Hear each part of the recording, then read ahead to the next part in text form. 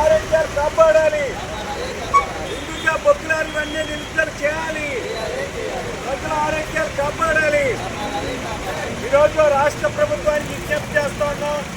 ఈ బొక్కులారీలు అనేటువంటి కాలుష్యం విపరీతంగా పెరిగిపోతుంది. ప్రజల ఆరోగ్యాలతో చెలగాటు వాడుతూ ఉన్నారు.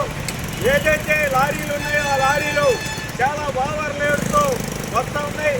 దీనివల్ల ప్రజల ఆరోగ్యాలు నాశనం అవుతూ ఉన్నాయి. ప్రజల యొక్క జీవితాలు నాశనం అవుతూ ఉన్నాయి. ఈ ప్రాంతం అంతా కూడా దుఃఖమయమైపోతున్నటువంటి పరిస్థితి. ప్రజల ఆరోగ్యాలతో ఈరోజు ప్రభుత్వాలు ఏదైతే